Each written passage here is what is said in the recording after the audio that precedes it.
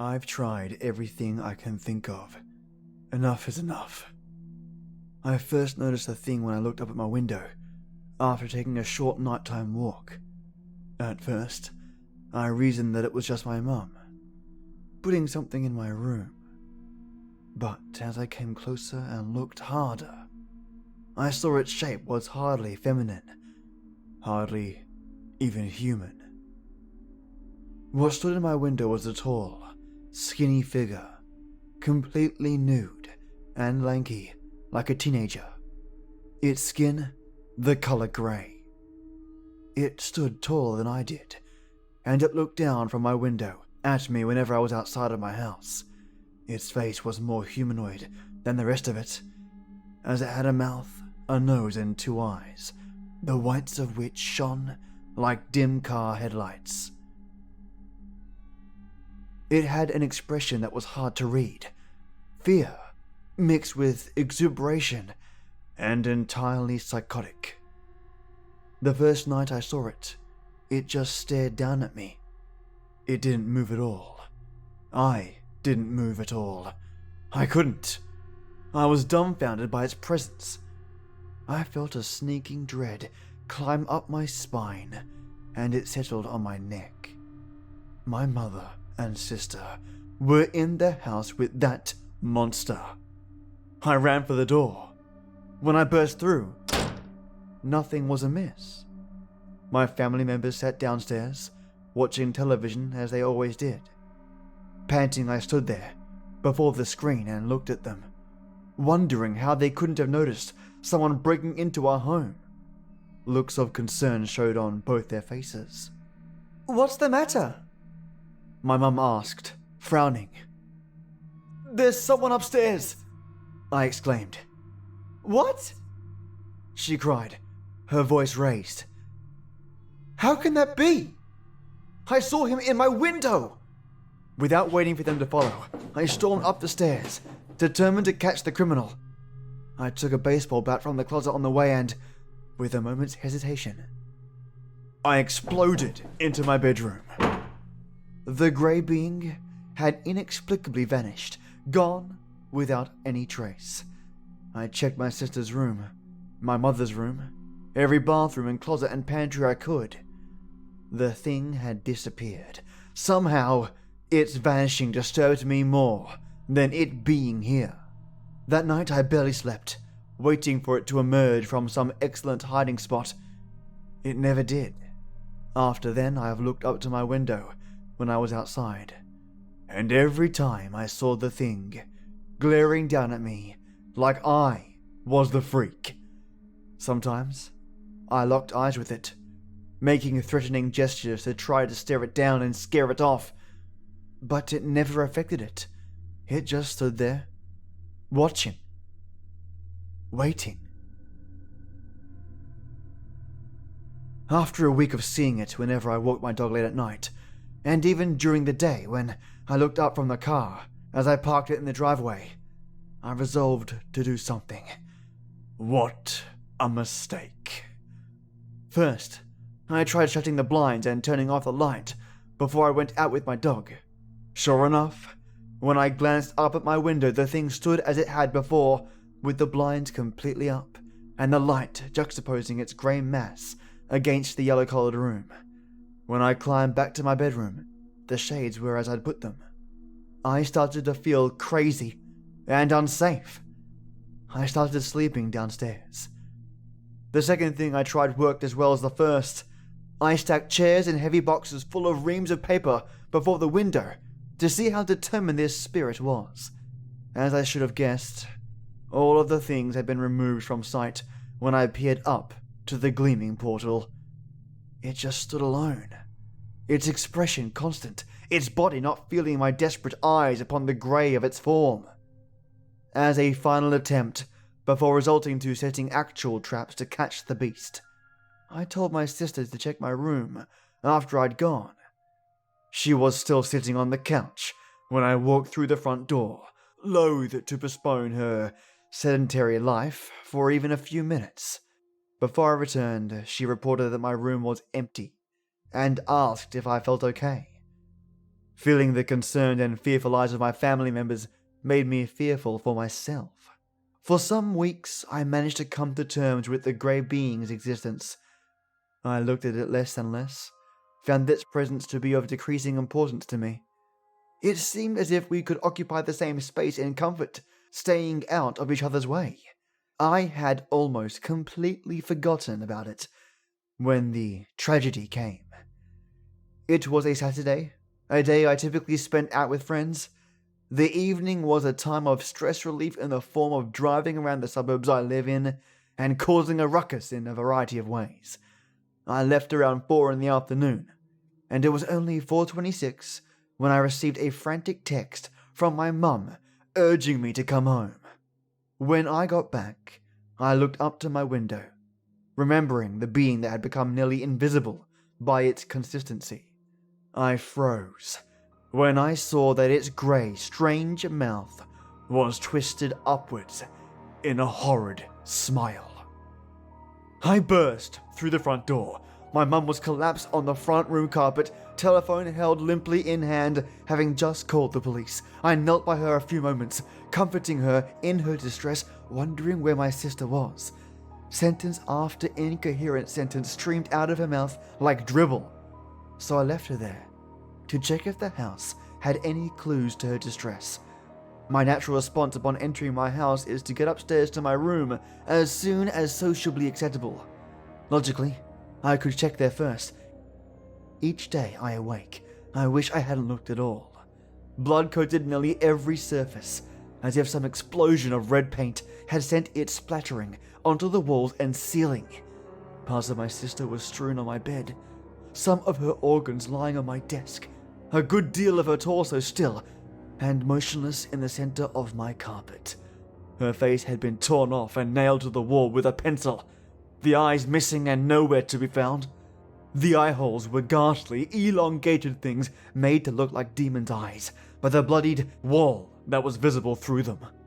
I retched onto the crimson floor, making the stench in the room even more sickening than the hemoglobin iron smell that fucked my nostrils mercilessly. I stumbled downstairs back to my weeping mother and collapsed as she had. I did not cry, however. I only thought, and it became clear to me then, the being is too dangerous to let live. From then on, after police had come to retrieve the body and found no viable perpetrator of the crime, I spent most of my time at every public library in the county, or on so-called witch websites I knew to be hoaxes, trying to find a method of purging the spirit from my home. I ordered holy water purported to be bottled at the Jordan River, spread it in the still red room only to see that same grey beast looking down upon me within. No amount of charms or amulets or enchantments could repel the grey being. I cast protection spells, spirit wards, positive repels, waving my hands and chanting like a maniac cultist. In a stupor of frustration, I tried pleading with the spirit, making a pact with it, left it offerings like it was some god to revere. Nothing could remove it from the window. And that brings me to my current state of mind. I have exhausted all possible means, save summoning a demon of my own, or burning down my house. I would do the latter if I could convince my mother of the grey being's existence. But she always claims she can't see it when I show her its creeping vigilance. For some reason, I know nothing can rid me of this malevolence. That's why I've written this tale. This explanation of my next action. I'm going to climb onto my roof and go in through that window. I want everyone to understand why I've done this, and to make sure that this does not happen again. Believe someone if they tell you that they're afraid, and believe in what causes their fear, no matter how preposterous, no matter how grey. I've tried everything I can think of. Enough is enough. This journal was found on Derek E. Weinman's person on February the 17th, among other personal effects, including a watch battery, a wallet containing identification, and several bills, and a packet of Big League Chew. Derek's time of death was 8:34 p.m. on February the 17th. Cause of death, still unknown. though the official statement has been announced as suicide. No sign of a struggle or harmful chemicals found. Derek was lying face down on the floor of his room where his sister's body had been found. See OFCL report, case 9A12, Vanessa D. Weinman. Please note, the last page of quoted journal had difficult to read messages. Eventually the words were determined as, "Why am I so grey?"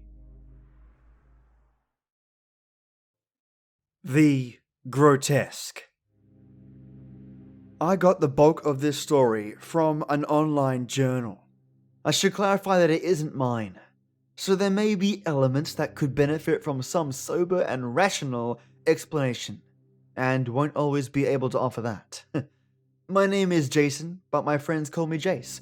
The journal in question belonged to a friend of mine, or rather, someone that used to be a friend of mine. It was on a public journalism website, which many of you will know of. Perhaps you're even a member yourself. I'd forgotten all about it, to tell you the truth. I'd long grown out of blogging my every thought, feeling, minor achievement, and perceived injustice in the world, with a faint hope that the throngs of the internet would find me fascinating. I'd never deleted my account, however, and with little thought I was able to recall my password and log in. After a quick browse through my old entries, rolling my eyes, chuckling and thanking Christ I wasn't that ranting teenager anymore, I decided to check on the journals of a few of my old friends. Most were inactive accounts or had simply not been updated in years. But then, as my gaze skimmed along the list of abstract, comical and melodramatic blogger names, my eye fixed on one which caused my blood to chill in my veins, and a tumult of painful memories to flood my mind, shattering the pleasant nostalgia. Pa Trickster 87. Oh god, Pat, who I'd attended college with, gone on lads' holiday with, and years before, been tight teenage friends. Pat had grown up in the same small town as me. Our parents knew each other, and we'd shared a lot together. He'd been like a brother to me, and I to him. We'd have promised to always be there for each other.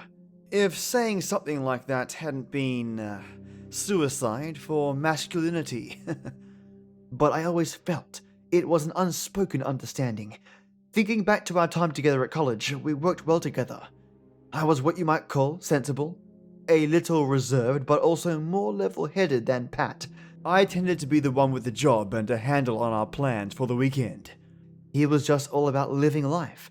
Really outgoing, but not obnoxious with it. The kind of guy always at the center of the fun, but still pretty intelligent. He'd joke that he was studying history of literature and weed. He was usually in a group of people. He was making them laugh by acting the clown. You know the kind of guy. He had a lot of friends, guy friends and girlfriends, oh yeah. And the girlfriends, well... He was in and out of relationships more times than I could remember. There was generally minimal drama, some of the relationships barely reaching a full week. Eesh. He insisted to me that he always ended things with a genuine, let's still be friends, yeah? But the girls rarely took him up on this offer. One night, when we were just chilling in his dorm room, doing a little smoking and perhaps more than a little drinking, he confided in me his sincere desire to find the right girl and settle down. I snorted my disbelief and said, yeah, I'm sure, glancing over at his door where a petite brunette in a very short denim skirt and almost see-through t-shirt had exited a few hours ago when I arrived. But he sat up and continued, "No, seriously, man, I know there's been a lot of girls." He grinned at this point and glanced at his phone out of the corner of his eye, clearly expecting a text from another girl at some point that night. "But it's just because I'm a passionate person, you know? If I meet a girl I like, I want her to be my girlfriend, right there, right now. If it doesn't work out, I'll worry about that later. Cross that bridge when we come to it, you know?" He took another drink. "Seriously though, if I met the right kind of girl, all bets would be off. That would be me, sorting it all out. No more messing around, no more cheating. Gotta make a real go of it, you know? Treat her like a princess, with respect. That's what love is, man. Yeah, I know, I said, considering his words.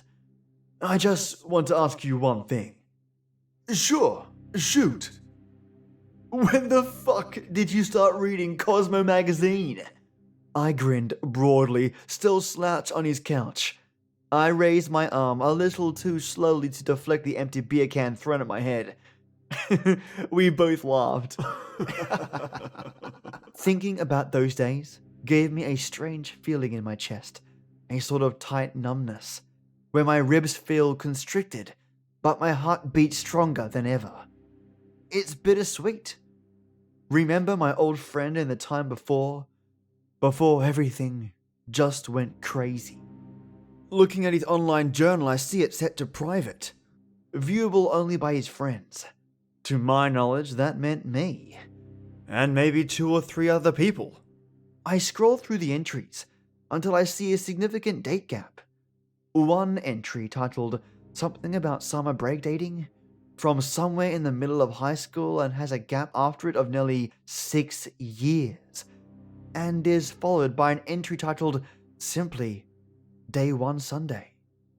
I have read this story that I'm about to share with you possibly 100 times over. It doesn't get any easier. But to make the situation clearer to you, I will include my own notes between some of the entries to provide context and, later on, a connection to reality. None of the entries had any comments, seemingly never being read after publishing, as if Pat was just posting his desperate story into the void. Day 1, Sunday. Dear Diary. This feels kinda weird. I haven't been on here in so long, not since I was a teenager. Well, where to begin catching you up? I'm a 20-something, 150-something pound, damn good-looking college struggler. Thank you. It was recommended to me by Dr. Chen that I keep a journal and update it with how I'm feeling day to day. I guess starting on a Sunday seems a bit odd, but this might be an odd journal. Anyway, I got into some trouble recently. Apparently, I have issues with authority figures and anger management. Yeah, another way to say that is, I don't take any bullshit from anybody. I guess I can overreact sometimes, but I'm working on it though, okay? The trouble Pat refers to in this entry is nearly being kicked out of college for smoking weed. We had a fairly sympathetic staff on our campus, but you still couldn't wander around blatantly smoking in broad daylight. Needless to say, there was a confrontation. Pat didn't react well, and there was a rumor that things got violent. It should have resulted in immediate expulsion, removal from campus, and possible jail time. But Pat managed to sweet-talk his way out of that, explaining that he was struggling with the stress of college work and some personal problems, and instead was referred for mandatory counseling. We high-fived about it back then. Doesn't seem right now. Day 2, Monday. Hey again. Well, this is day 2 on my path of self-discovery and whatever. I had my second session with Dr. Chen today. She's my counselor. Kind of a weird Chinese hippie chick. I think she's in her 40s. She's really small. I feel so tall when I'm in a room with her. Anyway, she's pretty nice. Encourages me to talk about my feelings. It still feels weird. I know I can be a bit impatient and sometimes I just flip out if people push me too far. But Dr. Chen doesn't seem to think that is a problem. She says I need to let the anger out.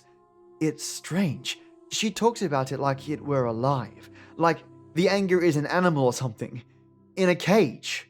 In captivity, your anger will writhe and coil, fighting against its bonds, forever seeking release and liberty. There is no good that can come from strangulating it. It is no noble act to deny it. It's freedom. Yeah, her words, not mine. Maybe it will start to make more sense after a few more sessions. Whatever, don't have time to write more. I have plans tonight. It's gonna get crazy. I never met Dr. Chen, and Pat never talked much about his sessions. His appointments were off campus, and as he had his own car, there was never a need to give him a lift, and in doing so, scope out where he was going. All in all, none of his friends seemed to pay it much thought. The plans he mentioned were a party at a friend of ours' house. I don't remember much about it. We all got pretty wasted. I do know we both hooked up with some girls that night. For me, it didn't go any further than the next morning, but for Pat, it was different. Day 5, Thursday. Hey, sorry I haven't updated in a couple of days. I haven't been home. I met this girl the other night at this party. I was crazy drunk. She is awesome though. We've just been hanging out at her apartment. She isn't at any of the local colleges. I was surprised because the party was mostly college students. It's cool though, as it means none of my friends know her, and they can't start talking about us. I've had probably more girlfriends than is really okay. I'm not a total asshole. I just find it hard to settle, I guess. But Nicole, that's her name, is great. Amazing, actually. She works in a coffee shop in town. She had to go in yesterday, but instead of going home, I just went in with her and watched her serve customers all day. She's tall, but not too tall. Slim and sort of tan, but not in a fake way. She has long, dark brown hair that feels like cool liquid to run your fingers through, and she has the most beautiful face with big hazel eyes. Part of me wants to take her out just to show her off to everyone, but another part of me wants to hide her away from the world so I don't have to share her. Let me just say this about that. I did say the second part of his mind won over in the end because we, myself and the rest of Pat's friends, never get to meet Nicole more than once. From that day on, we all began seeing less and less of Pat. He was always at his new girlfriend's house or at his appointments, dozing through class, or on the rare occasion he was in his dorm. And completely unconscious, just sleeping. So deeply we called it the sleep of the dead. Day 6, Friday. See, I'm doing my best to update daily like Dr. Chen said. She didn't seem pissed that I missed a few appointments. That's good, because I was kind of worried I'd be in some kind of trouble. She just seemed interested to hear about Nicole. I must have talked about her for nearly the whole session. I had to stop myself a couple of times because I started talking kind of fast. I feel pumped, full of adrenaline. I told her that Nicole wears a braided necklace around her ankle, just like the ones that Dr. Chen has around her tiny wrists. She smiled and said, "They're good luck," or something like that. More encouragement to update the journal. Will do. Am doing well. See? Day 7, Saturday. Called Nicole today. She said she was in work and couldn't talk. No problem. I went to the coffee shop and waited for her lunch break. We drank coffee and talked. Oh, she really is great. We have the same taste in music and movies and most things. I felt ready to tell her about my appointment with Dr. Chen, reassuring her I'm not dangerous or anything. I just did a stupid thing. She was so understanding. I felt like a huge weight was lifted off my shoulders when she smiled her beautiful smile at me and said that she looked for a counselor herself. Wow. After a car accident a couple of years ago, and thinks counseling is really helpful, and that she's never heard of Dr. Chen. Turns out she's into some alternative therapies too. Whatever, it's cool. Day 6, Sunday. Spent the day with Nicole. Was supposed to work on a college assignment. Whatever. Nicole is more important to me right now. We shared a lot. I explained a bit about my frustration issues and some of my angry outbursts. She seemed cool with it. Oh, she's so awesome. She gave me a little clay creature thing. I called it a gargoyle, and she said it is actually called a grotesque. It is an ugly little bastard, but she says it will protect me if I keep it in my dorm room. She has one too, a pale goblin-looking thing made out of cool white stone. It is much creepier. I am planning to tell Dr. Chen about it. I reckon it will be right up her street. The hairs on my arms and neck stood up as waves of goose pimples ran across my body when I read this light and cheerful entry. In the really bad days at the end, I remember Pat mumbling to himself about the grotesque. Just the word itself still sends a shudder down my spine. And this is where we'll stop for now. I'll continue this in the next episode Wednesday, you brilliant people. Just fantastic, folks. I'll be continuing the grotesque this Wednesday, and I can't wait to find out the rest of this story with you. Currently, I've been experimenting with audio filters, removing breaths and whatnot, and gotta say, still learning the process, but I'm getting it down pat. What this means is there may be some quality loss initially in this episode, but next episode, I'll have it perfected. I use an audio gate in this episode, which uses a bunch of frequency filters to cut off breaths, which is amazing in itself, but I think I may have been too harsh on the filter. New gear, new software means new kinds of mistakes, but I always keep learning. Plus, this technology is fascinating. In the end, I'm going to create a better experience for you guys and gals, so stick with me Wednesday, where you'll hear the difference. And once again, a big shout out to my awesome White Tea Warlords, Matthew J. Bauer, Maya, and my new White Tea Warlord, Divided by Zero. Seriously, you've made my week, month, and year. And I got this Patreon message notifying me of your support whilst I was sick. One of the highlights of my week last week, thanks to you, buddy. Amidst all the illness, it was refreshing, so cheers. And of course, I have to thank my Earl Grey enforcers. Chad Warren, Joss Heather, Lee Bauer, Lorraine Crisanto, Mace Joe, Paige Marchini, and Peter Raffaelli. You keep the lights on and the show's blood pumping. Thank you so much. If you want to support the show just like Divided by Zero did, hop onto my Patreon page, www.patreon.com/SFGT. It's that easy, and take a look around. I customize at all tier levels. You just have to reach out to me. Thank you so much for any support you listeners send my way, whether it's reviews, comments, likes, and just listening. Really, thank you very much. Have a great Monday, mates, and as always, till next we meet.